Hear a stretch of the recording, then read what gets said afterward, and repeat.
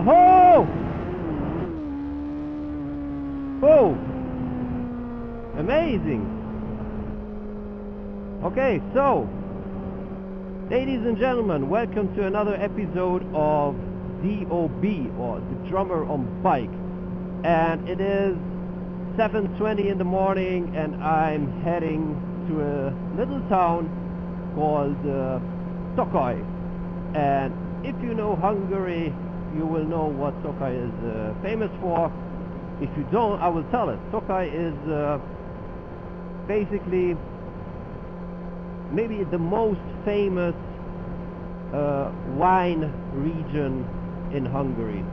You know, Hungary has a big wine tradition, and in Tokaj you can get the very famous Tokaj wine, which is a white wine, and it is very, very sweet. So it's even not even white, it's a little bit yellow. So I'm not the wine expert, but you know, if you see on your local supermarket on the shelf wine from Tokaj and you like sweet wine, then you have to taste it. Or if you come to Hungary, I'm sure you will taste it. But the wine is not the reason I'm going to Tokaj. The reason I'm going to Tokaj is that I got a phone call that the person asked what I'm doing on the weekend. So basically it was the BMW dealer, and I said, well, I have some stuff to do, but basically I'm free. And he said, listen, we have on this weekend, on Saturday and Sunday, we have BMW Motorrad is doing a test day, and if you would like, I would like to, he can register me for free, and I can choose what motorcycles I would like to test. And I said, okay, well, that sounds interesting, and why not? But anyway, I would never change my Kawasaki Z1000 SX or the Ninja 1000 I'm riding on. It's a beautiful bike, I love it. He said that's no problem, so there are no obligations, no commitments to do, so I'm not obliged to, I don't have to buy a BMW bike. Unfortunately, the S1000RR is not available on this test. So they have a lot of, you know, these big GS adventure bikes. Sorry, I'm not really into BMW. I mean, the names of the bikes, I don't know them very well. But what I'm going to test now is the F900R, which is a naked bike. It's a little bit weaker than this one. It has, well, I think 105 horsepower with 96 Newton meter of torque, but it is, you know, 2020 model. It has all the BMW electronics and everything what is trendy nowadays. So, but I will test it, I will see how it is, but I will not change. And maybe if there's another model and there are still some empty slots, I will try them as well. Maybe the R9T, or which is like a cafe racer with a boxer engine, or we'll see what will be there. But maybe I'll also make a video on it. But this is Drummer on Bike, so I want to talk today about my cymbal choice. And you might have noticed that I'm not really using the big brands. I always say there are 4 big brands, which are Zildjian, Sabian, Peiss, and Meinl. And there are some other bigger brands which are not really so common, like for example Istanbul cymbals. And there is a brand what I use, which is ufip. And ufip is an Italian manufacturer, and ufip stands basically, as far as I understood, there have been in the early 20th century, there have been many cymbal manufacturers in Italy, and they made a union, and out of this union then came ufip, because ufip stands for Unione Fabbricanti Italiani Piatti, which I hope I pronounced it right, and this basically stands for Union of Italian Cymbal Fabric. So these are the cymbals I use, and if I try to recall why I use them, I have to go back really like a little bit more than 20 years ago, when I started to get my first drum sets together. And back in the day, you know, we are talking about the second half of the 90s in Hungary, which is like just a few years after, you know, the change of the world, of the communist era, you know, 1990, 89, 90. And what you had in Hungary that time, you had really the so-called real drums coming into the market, like some are like the Premier, like Pearl, Maypac, etc. But and Sonor, of course, from Germany. But those were so expensive. You, as you know, as a teenager, you would never ever get the chance to buy one.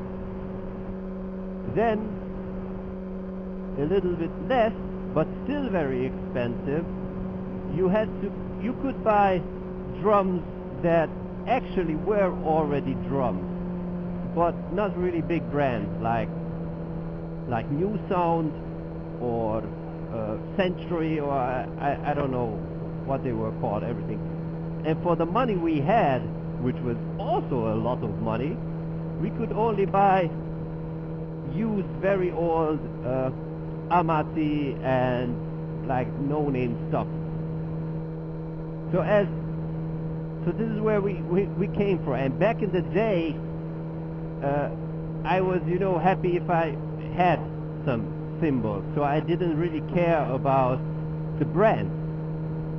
I remember my very first cymbal was an 18-inch Pies flat ride 602, which is, I know it is very rare, not really a common bike cymbal. Sorry, not bike cymbal. I'm talking about the bike method.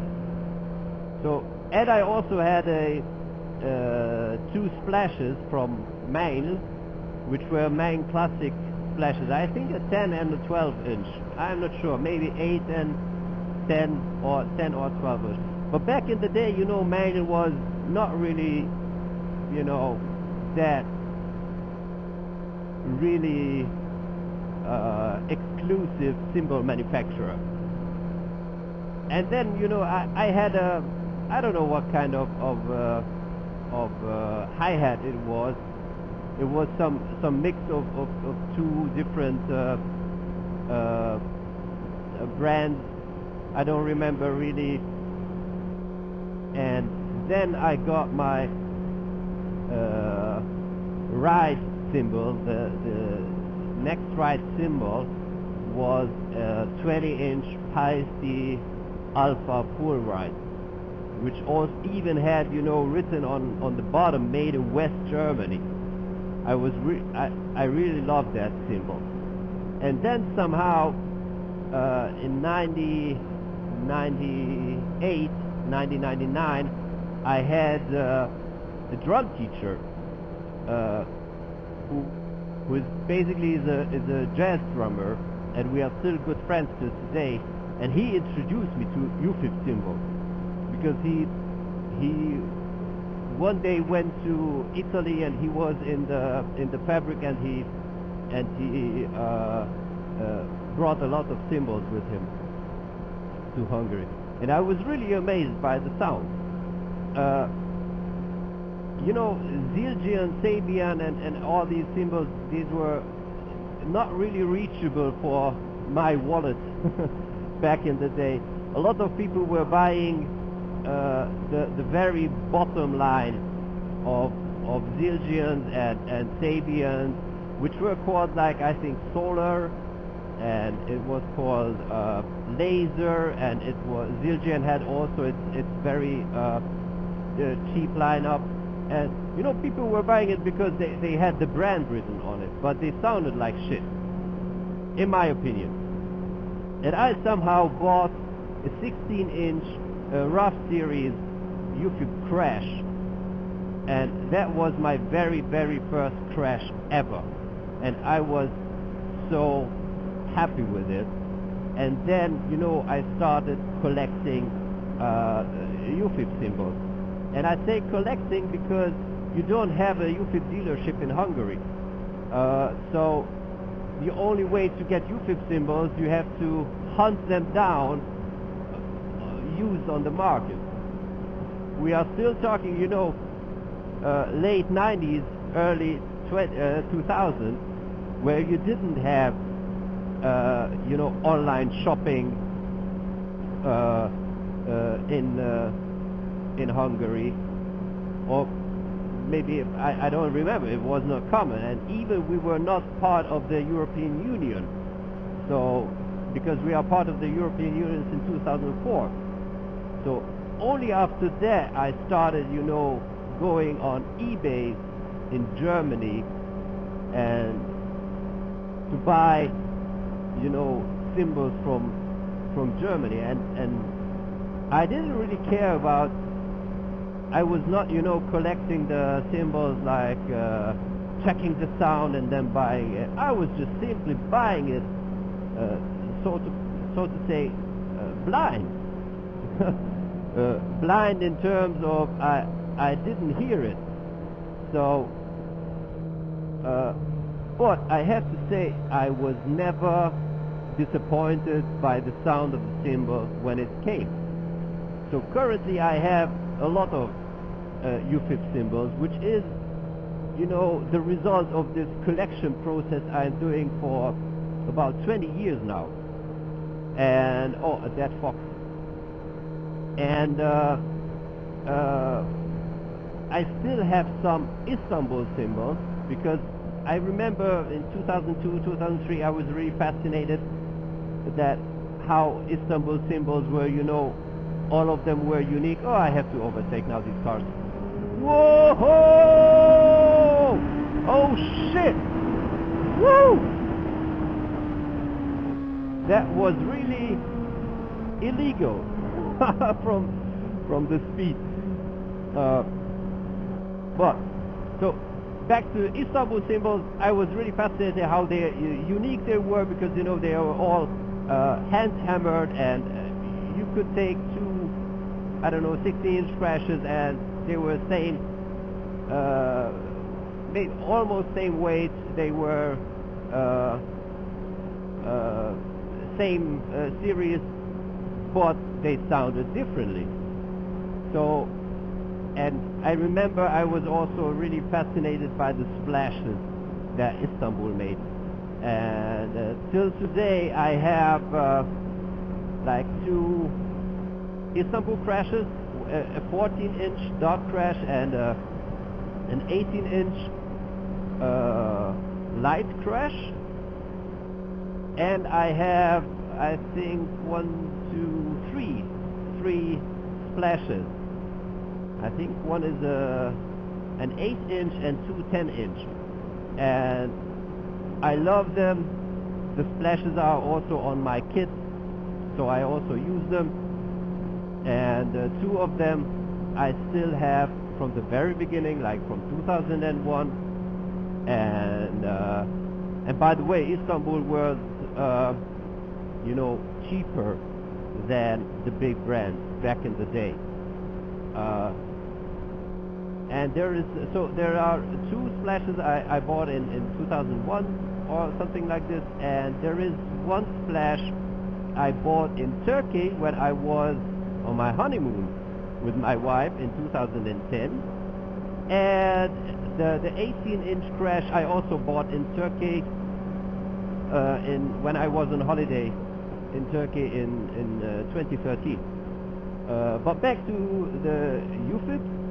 So ufip is also unique by the way they produce their cymbals. I have to overtake again. One moment. Whoa! I tell you guys, this bike, this Kawasaki Z1000 SX is amazing. It has so much power. I love it. It's an inline-4 engine, so smooth, amazing. I love it. It's my dream bike.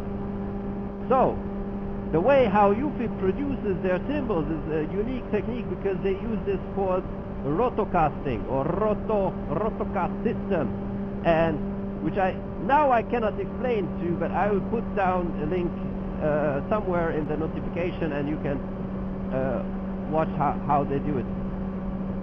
And I have, as a result of this 20 years of collecting cymbals, I have like 3 hi-hats, and the funny thing is that I only have 13-inch hi-hats. I never had 14-inch hi-hats. I don't know why. Somehow this is how it turned out. I have like 1, 2, 3, 4, 5, 6, 7, 8 or 9 crashes. Some of them I really do not use because they are rather like dark, and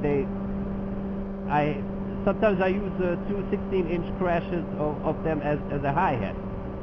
So then I have 4 Chinas, 16, 18-inch and 2 20-inch, and I have also, I think, 4 rides. Yeah, 2 20-inch rides, 1 21-inch and a 22-inch ride. And I have to tell you, they're amazing. They are amazing cymbals. I love them. And if you have the chance to play on a ufip cymbal, try it out. They are really expensive if you want to buy them new. So I could buy them new from Germany, but really you pay 250 euros plus for a 16 or 17-inch crash, as far as I remember. And if you want really the high-end, all of them are high-end. If you want, the top series from them, and you want to buy a ride, then you can easily pay like 400 euros for one cymbal, and that's a lot of money, which I don't really want to spend on a cymbal. So if I find them used, so for example last December one guy he just put up 3 ufip cymbals, 2 16-inch crashes and 1 17-inch crash from the class series, and he put them up for like all 3 together maybe 280 euros. So I immediately told him, send them to me, and I bought them, because that's the price. Even if you don't use it, if you put them only for as spare cymbals, it's totally worth it. It is totally worth it. So if you have the chance, try them out, play on them. They are amazing cymbals. And still one topic, there was a deal with another cymbal brand. Well, actually they were looking for, I'm pretty sure you will know what brand I'm talking about. They were looking for, endorsers, and there was an application letter. I just wrote an application letter. You had to, fill out your data, put a link of you playing the drums, and That's all. And boom, they send me an artist deal. I was really surprised, but I rejected because the artist deal was, it was basically it was not a bad deal, because there were no commitments like you have to do so many clinics and I don't know what per year. It was just you have to play exclusively those cymbals for the next 2 years, and they will feature you on their website and in their stuff, and for exchange you will get a discount on their cymbals. And I was like, man, why should I spend, you know, so much money on new cymbals, which I think they do not look bad, but how they write the brand on it, it looks bad. It looks like very poor quality. The cymbals themselves, they are good, but I was, you know, listening to sound files, because of course they don't have a dealership here around me, maybe in Prague, which is the Czech Republic, and then also in Germany, but you know, I just could listen to the sound files, and I did not really find what I was looking for. And then I said, okay, if I want to buy a set of cymbals, you know, maybe one ride, 1 or 2 Chinas, 2 or 3 crashes, 2 slashes, 1 hi-hat, then I would come around like a lot of money. And then if you want them to be shipped from the US, you also have to pay the shipping, and then even you have to pay the taxes and the what's called the customs. And with those additional expenses, it is even more expensive than the original price. And you know, I have already all my ufip cymbals, so I said, you know what, I don't need this deal.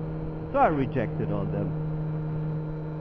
Basically that's the story. This happened beginning of this year.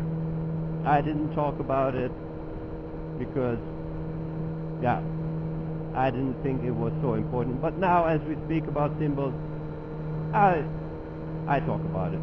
Okay, so that's my time, and now I want to find a place to shut down the cameras and continue my journey to Tokaj, to the BMW test ride. So, take care and stay safe, people. Ciao.